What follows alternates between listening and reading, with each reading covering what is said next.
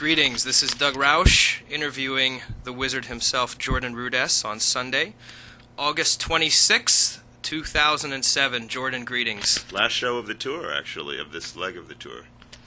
And how is it going so far? It's been actually a pretty cool tour. It's been a nice run through the U.S. and Canada. It's been very exciting. It's been good getting out with the band. We're in a real groove now, and we're going to stop for about a month, and then we're going to go back to Europe and play some, keep going. Does the set list tend to change as you switch continents and countries and markets? What is different about this market as opposed to once you head to Europe? How will that change musically for you? There'll be a lot of similarities. We're going to add, a couple songs and change it up a little bit, but not all that much. Our sets are a little bit shorter than they've been in the past. Still hefty. They're still like 2 hours long, so it's still a big chunk of Dream Theater. But given that, we have a certain repertoire which we've prepared for this year of touring, and we're going to change it up a little bit in Europe, but it's not going to be like drastic. I have some questions for you. You have a new solo album coming out, so I want to make sure we touch on that before we run out of time. I first want to ask you a general question, and we'll lead into that. A very important question, I feel. So few musicians in the rock world, have actually studied music, especially to the extent that you have yourself.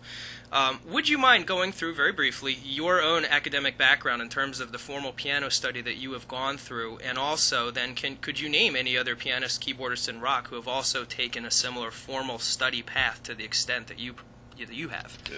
Well, I feel kind of lucky to have this particular background. I mean, what I did was I went to Juilliard when I was very young. I entered the pre-college division when I was 9, and I had been studying for a couple of years before that.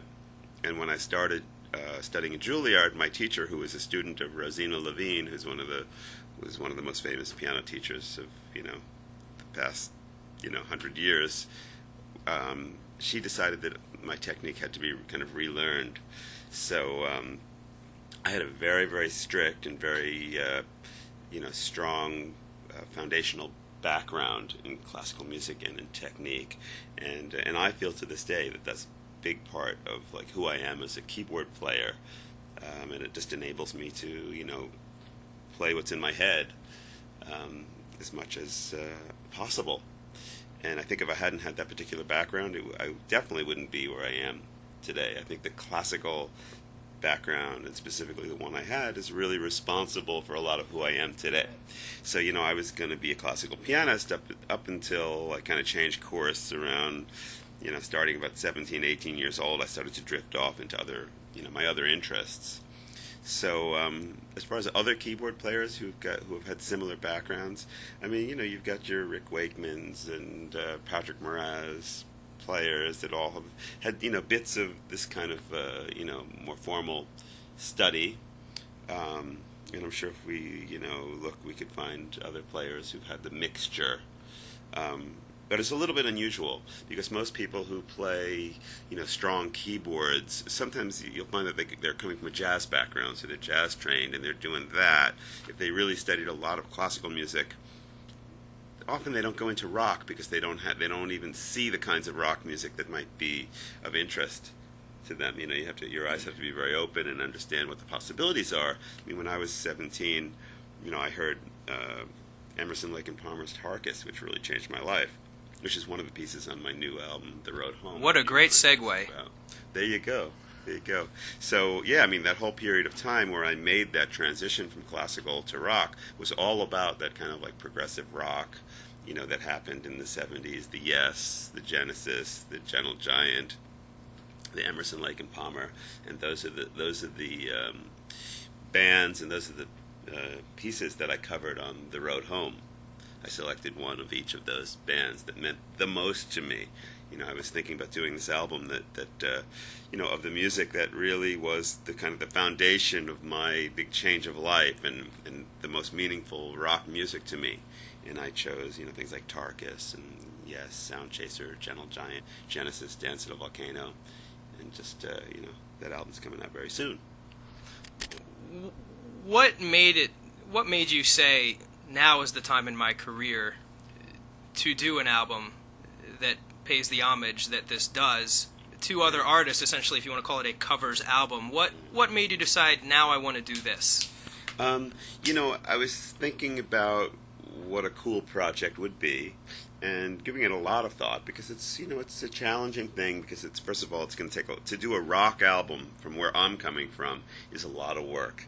It's not like just going in with a band with a lot of other people and laying down guitars, bass, and throwing in a keyboard track. For me, what it basically means is that I'm going to sit in my studio. It's going to be an orchestrated thing with a lot of layers and textures, and I'm going to be making tons of sounds. And the way that I do it is the band sound usually ends up being me and a drummer, and then of course on this album I have some great singers that contributed as well, and then I've got some wonderful guitar solos that are in addition. But the core of the music, the core of the parts, is me and Rod Morgenstein doing it. So it's a big commitment.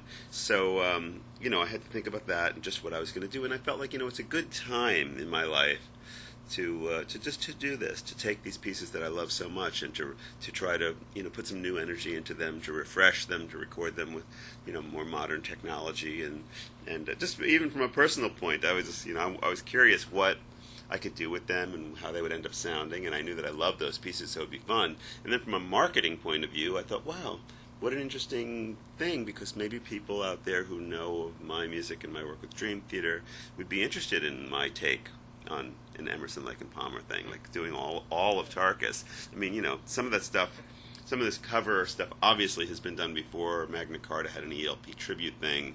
I had played one piece on that, and different keyboard players had played different things. But taking all of Tarkus and being done by me, I thought that could be of interest to people. So that's the reason that I chose this. Was just fun. So I bounced it off the record company. They were like, "Wow, we like that. That's cool." So it's a fun project. I think it's an interesting marketing thing. I think it's a good way to turn on a lot of people who are maybe new to to the older progressive sounds that I love. To just turn them on to that amazing period of music and get them interested in that music, and also the people who are already interested, the older prog guys. I think it's nice for us to hear those pieces redone. Certainly with anyone's solo album, there's a lot more creative freedom, if you want to call it that, than the diplomatic band effort. But if you were asked this, which you are now, to just generally comment on what would you say the difference between your solo body of work when you go ahead and make a, quote, solo album versus your contribution in the Dream Theater music, how would you compare what that music is to yourself? Yeah, that's a really good question. I mean, my solo work, I've been a solo artist for a really long time in my life, and comparatively, with Dream Theater, it's a much smaller period of time. And in Dream Theater, I came into an existing situation with a band with a lot of minds that are very capable, very talented musicians. And so, even though I certainly have a very featured role in Dream Theater as a keyboardist, it's not, you can't really compare it to my own solo work, where as I said, usually my rock stuff ends up being just me with a drummer. So I'm playing the bass, I'm playing all the parts that would be in the same zone as musical zones, like a guitar, and there's a lot of orchestrating. A lot of the music gets written in all different ways. Sometimes I'll write the music just like laying a part into my sequencer for 8 bars and then orchestrating from there, or I'll take out standard notation, or I'll improvise something. It's complete. The work that I do on my own compositionally is very, very different than the Dream Theater work. With Dream Theater, I'm like suggesting parts here and there. I'll get an idea, I'll just put something forward. Hey guys, how about this? If they like it, we'll throw that into the mix. And a lot of times I'll have the keyboardist role. I'll be playing an organ sound, or I'll be doubling a guitar line, and also I'll do orchestrating. But it's not all about that. So for me, that's the reason it's important for me to do the solo work, because as a composer and an orchestrator, I need to kind of release that creative spirit and that creative energy and just make these kind of things happen. And the music is obviously, different as well. My music is not really much about metal. Matter of fact, probably doesn't have any metal in it at all. So it's, different. As you establish your musical legacy in yourself, think about what you want to leave behind in the grand scheme of things and your musical contributions to music, just generally speaking. Progressive music inherently suggests that you're pushing envelopes, pushing boundaries of musical elements. It was explained to me in college. You've got melody, harmony, rhythm, spatial placement, and just these couple other musical elements in time. Are there particular ones that you conscientiously focus on and say, I want to take X to the next level within the context of rock music, or is it more natural, you just are what you are and whatever comes to you and that will, as a result of that, come to you? But do you conscientiously think about, I really want to focus on this component of music and what I can do, contribute to music with this, like chords or something like that? Yeah, that's an award-winning question, my friend. That's a good one. Thank you. Yeah, well, this is something I think about a lot. To me, it's exactly, the way I think about progressive music, just pushing the boundaries, for sure. That's what it's all about. I feel like kind of naturally my style has developed and my background has shaped in a way that it kind of created me as a progressive musician. I've never been one to want to imitate so much, even in the days when I was so into ELP or Gentle Giant or any of that. I wasn't interested in learning their tunes or playing in a cover band or anything like that. What I was interested in was figuring out, wow, what is it that makes that Gentle Giant sound tick? And I'd go to the piano and I'd start to kind of play around with that counterpoint idea, or I'd figure out the Emerson thing, okay, it's the sus chords and it's these particular inversions or whatever, or with Yes or Genesis, this is the harmony. And I would try to, I had a teacher a long time ago that would always tell me, look, when you find something cool, like a certain kind of chord or rhythmic structure, try using it in a composition. So that was my approach. So I would find out about something, then I would use it, and then by using it, it would become a part of my style. So I was like this sponge for all these different styles, and when I write music on my own, the blend is naturally what is coming out, or at least that's what it feels like to me. So harmonically, rhythmically, melodically, that's how I become the musician I am today. And as far as different kinds of sounds, that's a big part of it too, the kind of spatial elements.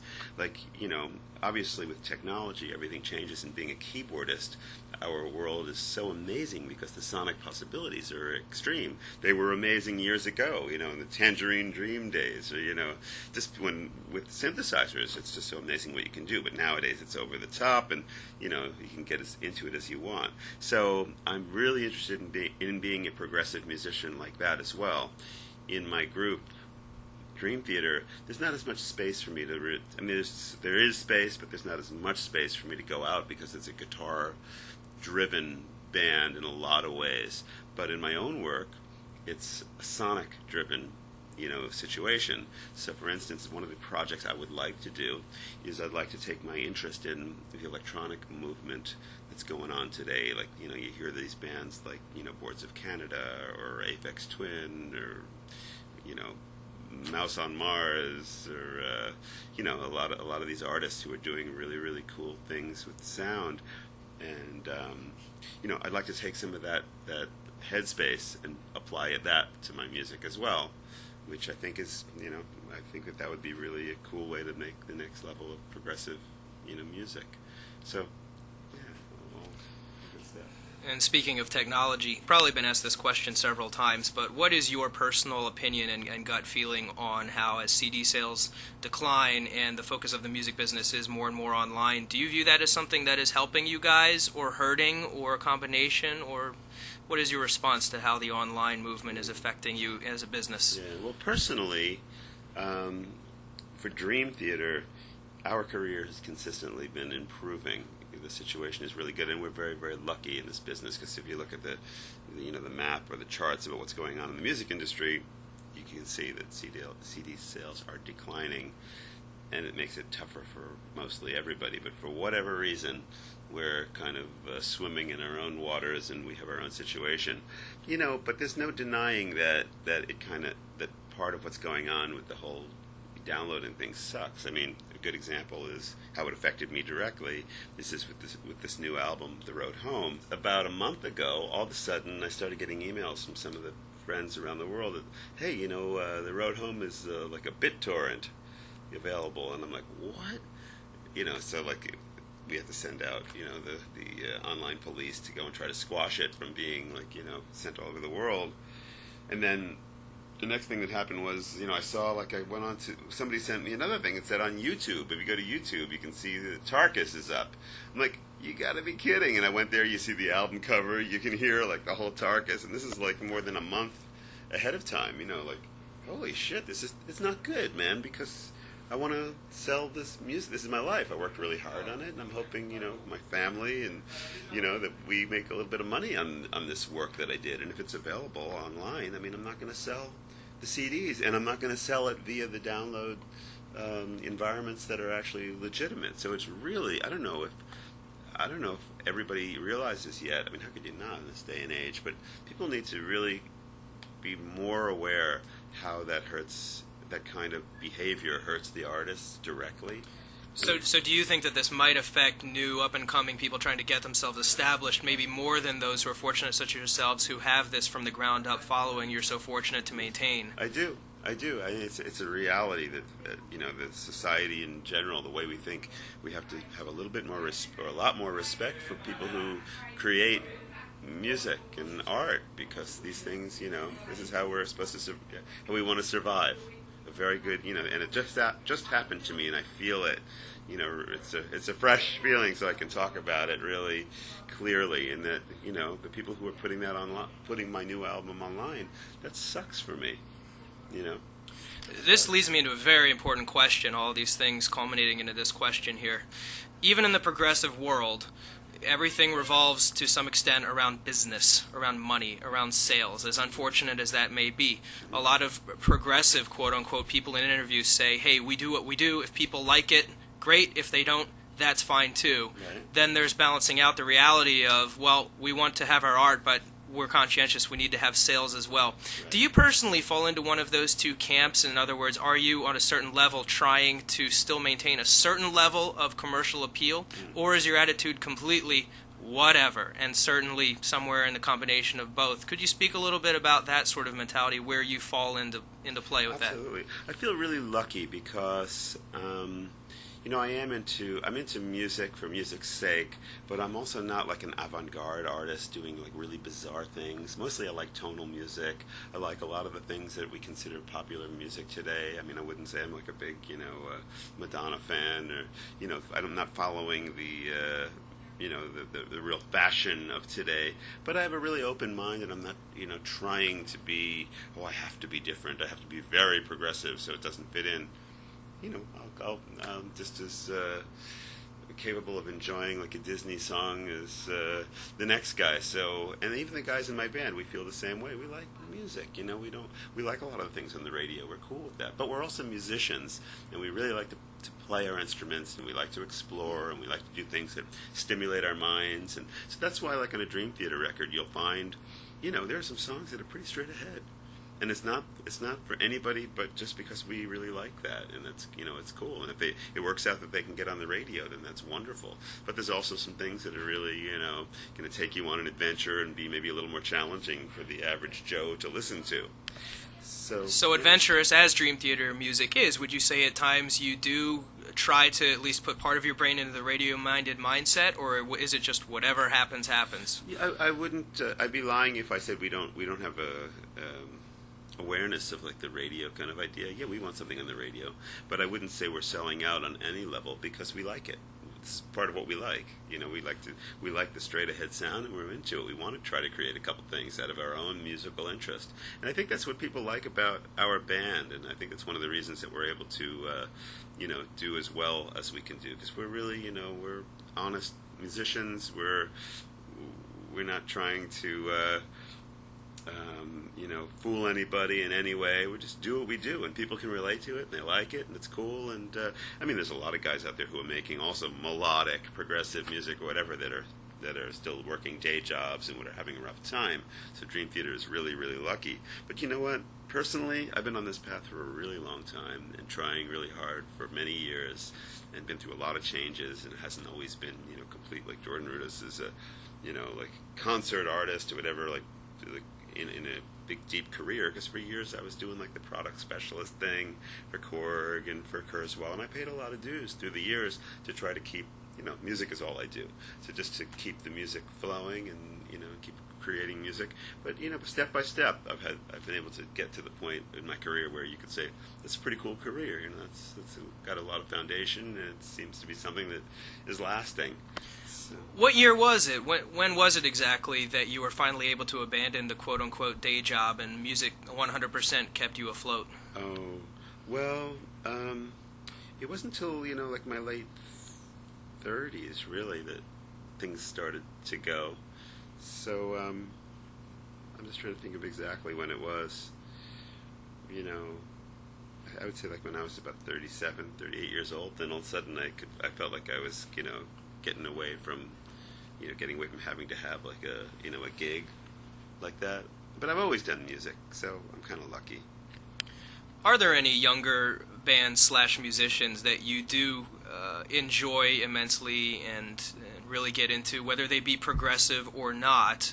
We talk about our 70s influences all day long. Is there anything new out there that you are into, or really not much? Well, as I said, I like music. I really like the electronic, movement now, and people who are just doing these wild, experimental, cool things with computers. And I've got on my iPod, I've got so much of that kind of music. But the standouts again are things like Boards of Canada or Autechra. I don't know. Like there's a whole lot of. There's a guy who goes by the name of AEM. That's pretty cool. There's a lot of people out there just experimenting with things, and they're young people just like playing with sound and doing cool stuff. In the rock world, I like bands like.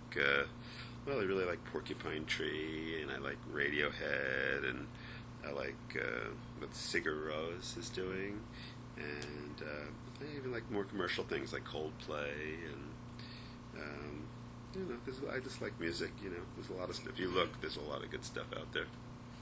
Finally, Dream Theater has built a large following from the ground up over their entire time.